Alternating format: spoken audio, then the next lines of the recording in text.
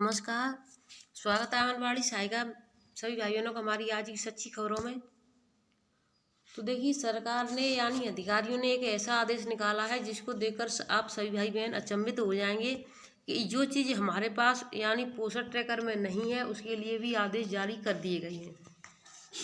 तो ये आदेश कौन से हैं इसको भी आप ध्यान से एक बार देखें। और ये कार्य करने बहुत ज़रूरी है और इसमें सभी ज़िलों के नाम नहीं आए हैं। कौन कौन से ज़िले हैं अपने अपने ज़िले का नाम देखें। जिन ज़िलों के नाम हैं उनको ये कार्य करना बहुत आवश्यक हो चुका है। तो देखिए और वीडियो को शेयर सभी बहनें जरूर करें। निदेशालय का निकला हुआ आदेश है कल 11 तारीख, तो 11 नवंबर का था। अभी आपके अधिकारी आपको ये बातें नहीं बताएंगे। हम आपको सबसे पहले दिखाते हैं, इसलिए आप चैनल को सबसे पहले जानकारी पाने के लिए सब्सक्राइब जरूर कर लें। निदेशालय बाल विकास सेवा एवं पोस्टाल उत्तर प्रदेश लखनऊ, जिला कार्यक्रम अधिकारी प्रभारी। और देखिए ये 11 नवंबर का निकला हुआ आदेश है, आप यहाँ पर देख सकते हैं 11 नवंबर का। ठीक, 11 नवंबर। अब इसमें जनपदों के नाम देखें, उसके बाद हम विषय बताएंगे आपको विषय क्या है इसका। जनपद हैं आपके, देखिए बहराइच, बलरामपुर, चंदौली, फतेहपुर, चित्रकूट, सोनभद्र, सिद्धार्थनगर तथा श्रावस्ती। तो यानी कि आठ जिलों के लिए निकला हुआ आदेश है। आप देख सकते हैं यहाँ से 3 3 6 7 8, तो 8 जिले हैं। 8 जिलों में ऐसा क्या नया कार्य होगा जो बाकी जिलों में क्यों नहीं होगा। तो इसका विषय देखें। किशोरी बालिकाओं के लिए योजना है, यानी जो किशोरी बालिकाएं हैं हमारी उनके लिए योजना आई है। SAG के अंतर्गत 14 से 18 वर्ष आयु तक की किशोरी बालिकाओं की सूचना उपलब्ध कराए जाने के संबंध में है। यानी जो किशोरी स्कूल नहीं जाती हैं 14 से 18 की हैं, और इसमें ऐसा कुछ नहीं कि स्कूल नहीं है, इसमें जो है 14 से 18 आयु वर्ष तक की किशोरी बालिकाओं की सूचना उपलब्ध कराए जाने के संबंध में। यानी इसमें कोई ऐसा नहीं कि स्कूल जो ना जा रही हो वही हो, चाहे कैसी भी हो, लेकिन हो वो 14 से 18 की। उपयुक्त विषय पत्र संख्या देखें आप इसका 22 मार्च 2022, C29 दिनांक 4/8/2022, दिनांक 7/6/2022 तथा संदर्भ ग्रहण करने जिसके द्वारा सर्वे उपरांत जनपद के आंगनबाड़ी केंद्र प्रवेश में आने वाली समस्त 14 से 18 वर्ष की किशोरी बालिकाओं का डाटाबेस तैयार कराए जाने हेतु निर्देशित किया गया था। उक्त के क्रम में निर्देशित किया जाता है कि सर्वे उपरांत जनपद के आंगनबाड़ी केंद्र परिप्रेक्ष्य में आने वाली समस्त 14 से 18 वर्ष की किशोरी बालिकाओं का विवरण निम्न निर्धारित प्रारूप पर फॉन्ट में सॉफ्ट कॉपी पर एवं हस्ताक्षर युक्त हार्ड कॉपी निर्देशालय में प्रत्येक दशा में दिनांक 16/11, यानी आज आपकी 12 है तो 16 तारीख तक ये कार्य करें तक उपलब्ध कराना सुनिश्चित करें। साथ ही यह भी निर्देश है कि अपने जनपद की समस्त 14 से 18 वर्ष आयु तक की किशोरी बालिकाओं का पोषण ट्रैकर पर पंजीकरण कराना, उनके हस्ताक्षर फीडिंग का कार्य उक्त अवधि तक अनिवार्य रूप से करा लें। तो देखिए उनके लिए यहाँ पर राशन आ रहा होगा, राशन आएगा, इसलिए उनको उनके हस्ताक्षर भी कराने हैं कि ये किशोरी हैं और उनको पोषण ट्रैकर पर फीड कराना है, वो भी आधार वेरीफाई के साथ ही। अब इनको ये फॉर्म भर के देना है, जो आंगनबाड़ी बहनें उनको अपना भरना है। ये फॉर्म जाएगा सीधा डिस्ट्रिक्ट पे, तो डिस्ट्रिक्ट से फिर जाएगा वहाँ पर आपकी निदेशालय में। तो इसमें कौन कौन से कॉलम बनाने हैं आपको जो भर के देने हैं, ये फॉर्म सबसे पहले आप वहाँ पर कॉलम काट के अपने सुपरवाइजर के पास पहुँचाए, वहाँ से जिले पर जाएगा, जिले से वहाँ पर जाएगा। तो देखिए नेम ऑफ डिस्ट्रिक्ट यानी जिले का नाम, प्रोजेक्ट परियोजना का नाम, परियोजना टाइप वो प्रोजेक्ट का नाम होगा उसको भी करना है।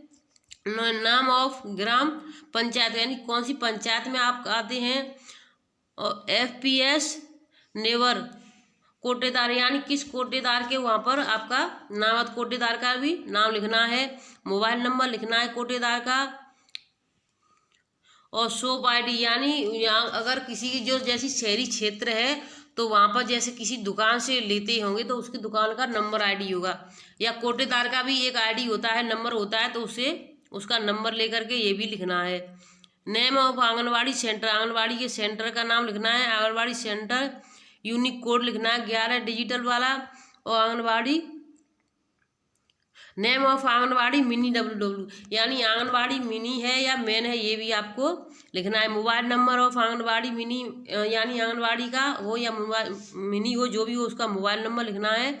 और 14 से 18 ईयर्स आंगनवाड़ी, सॉरी जो यानी जो वे हैं गर्ल्स हैं, उनको यहाँ पर चढ़ाना है। तो देखिए इस तरीके से ये बना करके देना है। गौरव शुक्ला उपनिदेशक, निदेशक बाल विकास सेवा पोस्ट उत्तर प्रदेश लखनऊ के सादा सूचनार्थ।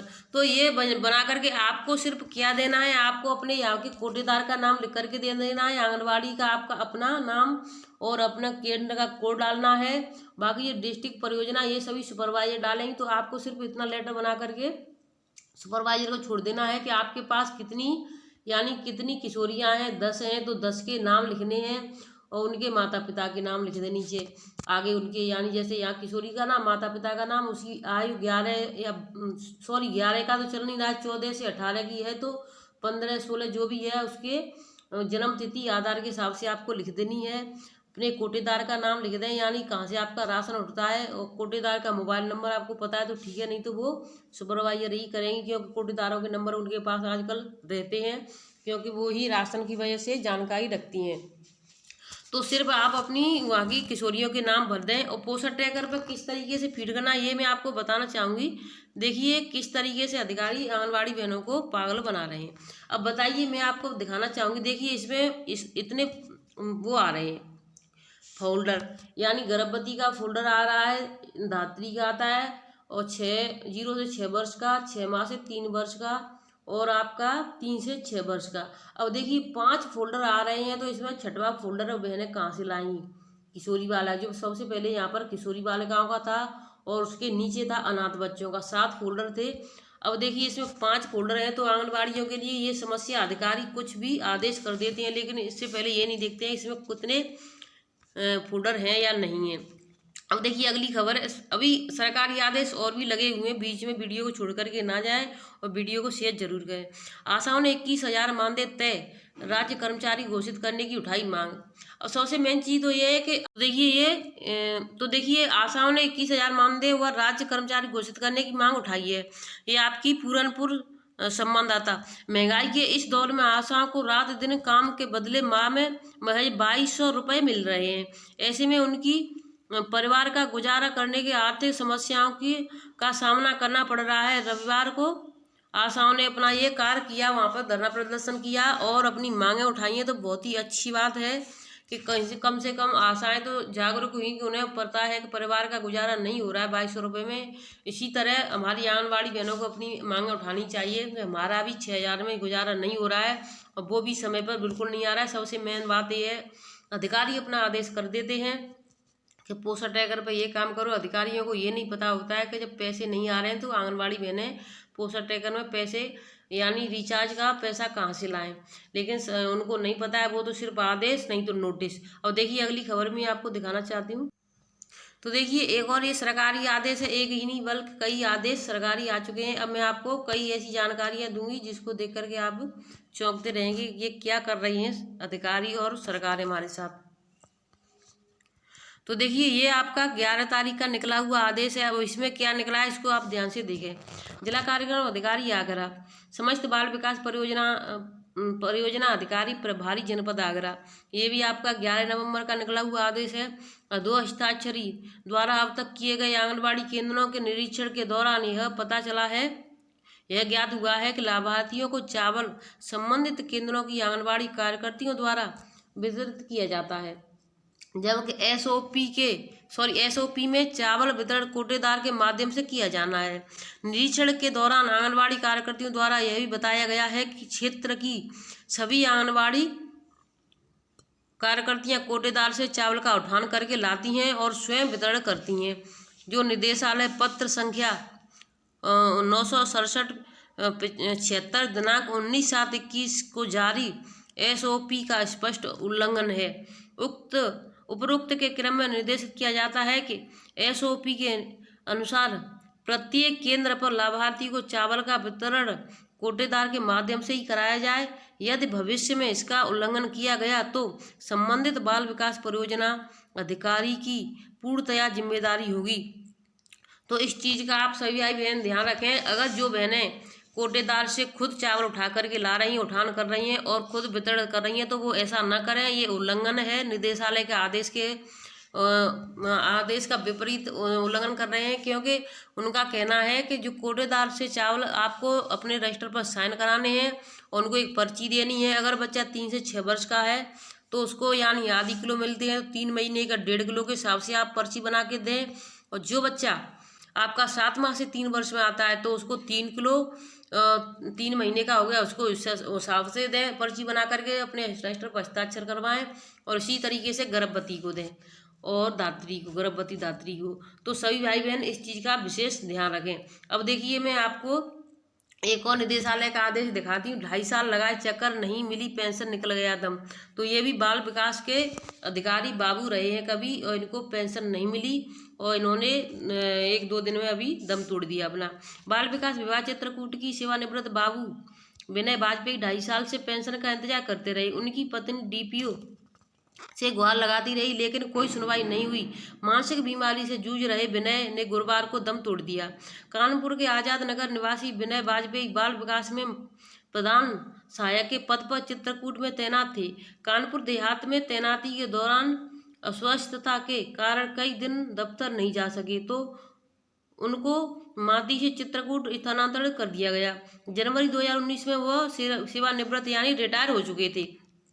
रिटायर होने के इसके बाद मानसिक बीमारी भी हो गई और याददाश्त खो बैठे। पत्नी साधना वाजपेयी ने बताया कि पेंशन व भविष्य निधि के रुपए के लिए कई बार चित्रकूट के डीपीओ से संपर्क किया। अधिकारी हर बार यही कहते हैं कि फाइल लखनऊ निदेशालय भेज दी गई है। डीपीओ मनोज कुमार ने बताया कि चित्रकूट कार्यालय से कोई काम बकाया नहीं है। उनकी पत्नी को चित्रकूट का सभी बकाया दिला दिया गया है। अनुपस्थित व अन्य मामलों के कागजात निदेशालय लखनऊ भेजे गए हैं। तो देखिए, अनुपस्थिति और उनके कागजात तो लखनऊ भेज दिए गए, लेकिन जो इंसान पेंशन के जो हकदार है उस पेंशन का कोई कार्य उन्होंने नहीं भेजा। तो देखिए अधिकारियों, हम आप सभी बहनों से यही कहते हैं कि कोई अधिकारी आप जाए, कितनी भी आप दे कर के आती हैं कि हमें इसके लिए लेटर, हमने ये ज्ञापन सौंपा या वो ज्ञापन सौंपा, कोई अधिकारी उस लेटर को, उस ज्ञापन को आपके को ऊपर तक नहीं पहुंचाता है। इसीलिए आप सभी बहनों की मांगें पूरी नहीं हो पाती हैं, क्योंकि अधिकारी नहीं चाहते हैं कि हम इनकी आवाज़ को उठाएं। तो देखिए, ये फोल्डर वाला यानी मैटर है, सभी के लिए परेशानी है। अब देखिए, एक चीज़ और मैं आपको बताना चाहूँगी, ये भी अब आंगनवाड़ियों के हक में आ गया, लेकिन इसको हम दोपहर में बताएंगे। अब एक चीज़ और है, इसको भी आपको बता देते हैं चलते हुए। आंगनवाड़ी का पोषाहार घर ले जा रही प्रभारी सीडीपीओ पकड़ी गई। अब देखिए, जो सुपरवाइजर मुख्य सेविका है, सीडीपीओ हैं, सब मिली भगत होती है। अब वो बताइए, आंगनवाड़ी के राशन को घर पर ले जा रही हैं, कहाँ की खबर है, इसको भी आप देखें। वीडियो को शेयर जरूर करें सभी भाई बहन, जिससे कि जो अधिकारी आंगनवाड़ी बहनों को चोर बताते हैं तो वो अधिकारी खुद चोर हैं, खुद पकड़े जाएं और उनकी सेवाएं समाप्त हों। तो देखिए, वीडियो को ज़्यादा से ज़्यादा शेयर करेंगे, ज़्यादा से ज़्यादा देखेंगे तो अधिकारी बहुत जल्द पकड़ में आ जाते हैं कि ये वीडियो ज़्यादा दिखी है, इसमें कोई न कोई ज़रूरी खास बात है। तो बाल विकास परियोजना विभाग में मुख्य सेविका पद पर है तैनात। बाल विकास विभाग परियोजना के पोषाहार बेचने का, गायब करने का सिलसिला थमने का नाम नहीं ले रहा है। शुक्रवार को देखिए, कल की खबर निकली हुई है, ये कल यानी शुक्रवार था। शुक्रवार को एक और प्रकरण ने विभाग में खलबली मचा दी है। बाल विकास परियोजना विभाग मेजा के सीडीपीओ का प्रभार देख रही मुख्य सेविका की आंगनबाड़ी का पोषाहार घर ले जाते हुए पुलिस ने पकड़ा। पोषाहार जब्त करने के साथ पुलिस उन्हें थाने ले गई। डीपीओ के अवकाश होने के कारण मामले में विभागीय कार्रवाई नहीं हो सकी। शनिवार को प्रभारी डीपीओ विमल चौबे की ओर से कोराव थाने में तहरीर देकर मुकदमा दर्ज कराने की बात कही गई है। तो देखिए, आज शनिवार है, आज कुछ होगा। कोराव तहसील क्षेत्र में राजपुर गांव निवासी मीरा देवी मेजा में बाल विकास परियोजना विभाग में 2 मुख्य सेविका के पद पर तैनात हैं। वर्तमान में वह प्रभारी सीडीपीओ का भी कार्यभार देख रही हैं। शुक्रवार को एक अनजान फोन कोराव थाना प्रभारी धीरेन्द्र सिंह के पास आया। उन्होंने कहा कि बस से सरकारी पोशाक ले जाया जा रहा है। पुलिस ने कुराऊं के बेदवार रोड पर गोपाल विद्यालय के पास बस रुकवाई, तलाशी ली तो एक बोरी पोशाक मिला जिसमें 50 किलो चना था। पुलिस ने पोशाक जब्त किया और मुख्य सेविका मीरा देवी को थाने ले गई। प्रभारी निरीक्षक धीरेन्द्र सिंह ने बताया कि पोशाक बरामद हुआ है। मुख्य सेविका को भी थाने लाकर पूछताछ की जा रही है। शनिवार को प्रभारी डीपीओ तहरीर देंगे तो मुकदमा दर्ज किया जाएगा। अब देखिए, डीपीओ तहरीर देंगे तब मुकदमा दर्ज कराया जाएगा। अब वो सुपरवाइजर है, सीडीपीओ है, तो क्या कहेगी वो वहीं के ये मतलब उन आंगनबाड़ियों का था, हम ले जा रहे थे कि उनको रास्ते में उनकी जो भी होगी मंशा आपस में बात करके और वो कर लेंगे और इस मामले को आगे नहीं बढ़ाया जाएगा। देख लेना, मैं आपको कह रही हूँ क्योंकि ये सबकी मिली भगत होती है। प्रकरण की जानकारी मिली है, मामले में कार्रवाई के लिए निर्देश दिया गया है। मामले की जांच कराने के साथ ही विभागीय कार्रवाई भी होगी। तो देखिए, जांच के लिए बोला गया है। अब विभागीय कार्रवाई कितनी होगी आप सभी बहनों को पता है। अगर आंगनबाड़ी होती तो उसकी 2 से 4 बातें बढ़ा करके और लिखवाते और उसको मीडिया और ज़्यादा प्रचार प्रसार करता है। अब देखिए, यूपी में संविदा स्टाफ नर्स के मानदेय में 5% की बढ़ोतरी हुई है। तो देखिए, इन सबको हम दोपहर की वीडियो में आपको बताएंगे। तब तक के लिए आप वीडियो को पूरा देखें और चैनल को सब्सक्राइब जरूर करें। हम इसको बता देते हैं, ये बहुत जरूरी अभी सभी बहनों के लिए है। आंगनबाड़ी कार्यकर्ताओं को चुनाव समेत दूसरे कामों में लगाए जाने पर रोक लगा गई है, क्योंकि जो हमारी आंगनबाड़ी बहनें हैं उनको हर काम में लगाया जाता है। तो इस पर इलाहाबाद हाईकोर्ट से रोक लग गई है। इलाहाबाद हाईकोर्ट की लखनऊ पीठ ने आंगनबाड़ी कार्यकर्ताओं को चुनाव समेत अन्य दूसरे कामों में लगाने पर रोक लगा दी है। अदालत ने अपने आदेश की प्रति मुख्य सचिव को भेजी है, जिससे कि वह संबंधित जिलाधिकारी को जरूरी निर्देश जारी कर सके। मालूम हो कि प्रदेश में 1.89 लाख आंगनबाड़ी कार्यकर्ता हैं।